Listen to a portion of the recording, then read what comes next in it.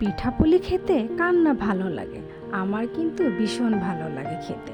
বানাতে পারি আর নাই বা পারি, খেতে কিন্তু ভীষণ পছন্দ করি। যাই হোক, আজ আমার মা নেই। আমার যদি মা থাকতো তাহলে হয়তো আমার মাই আমাকে বানিয়ে খাওয়াতো। দেখুন আমার কপালটা কীরকম পোড়া। আমার মা নেই, বড় কোনো বোন নেই, খালা নেই, নানি নেই, দাদি নেই, কেউ নেই যে আমাকে বানিয়ে খাওয়াবে বা আমার ছেলে মেয়ে কোরকমভাবে বানিয়ে খাওয়াবে। যাই হোক, আমার মা নেই তো কী হয়েছে, আমার সন্তানের মা তো আছে। তো আমার সন্তানরা তো চাইবে যে আমার মা আমাকে কিছু বানিয়ে খাওয়াক। তাই আজকে চেষ্টা করছি নিজে একটু পিঠাপুলি বানানোর জন্য।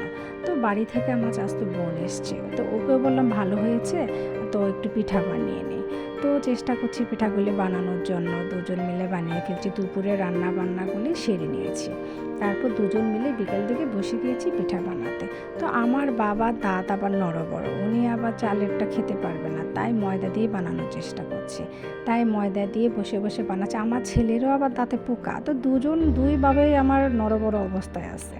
তো কী এখন করা? তো এইভাবে পিঠাগুলি বানিয়ে নিচ্ছি ছোট ছোট করে। আমি রুটিগুলি বেলে দিচ্ছি আর ওর ভিতরে নারকেলগুলি ঢোকাচ্ছে। এখন ও তো কাটছে, এখন বলতেছে যে আপু আমি তো এইভাবে পারবো না, আমাকে কিছু দাও, আমি এটার মধ্যে সেই অনুসারে আমি কেটে নিই, কেটে তারপর সুন্দর করে বানিয়ে নিই। তো ও বসে বসে ঢং করে করে এগুলি কাটছে, কেটে কেটে দেখুন এইভাবে বানাচ্ছে, ওইভাবে বানাচ্ছে, মানে ওর যেভাবে বানাতে মন চাচ্ছে ও সেভাবে বানাচ্ছে। মানে ও নতুন কারিগর, আমিও নতুন কারিগর। কেউ যে একদম পারফেক্ট ভালোভাবে পারি তা কিন্তু না। না, পিঠা কিন্তু বানাতে পারি, হয়তো বা শেপটা সুন্দর হচ্ছে না বা বানাতে ভালো হচ্ছে না, কিন্তু মজার দিক দিয়ে কিন্তু পিঠা ভালো বানাতে পারি আমরা।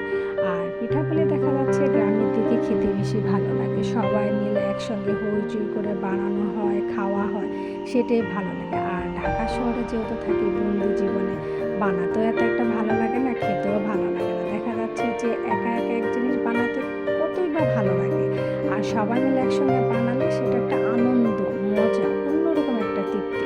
শুধু খেলেই তো তৃপ্তি হয় না, মানে মনেরও একটা প্রশান্তি চাই।